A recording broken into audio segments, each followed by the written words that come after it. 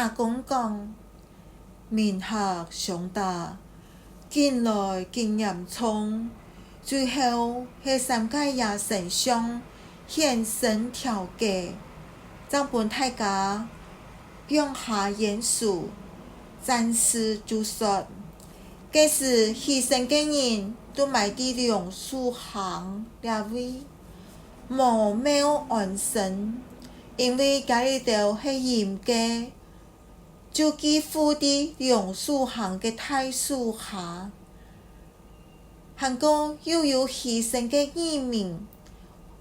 为了佢送去中立安葬的时间，甲个调查经过了位，煞毋肯行，哭诉家己着要埋伫了位方啊。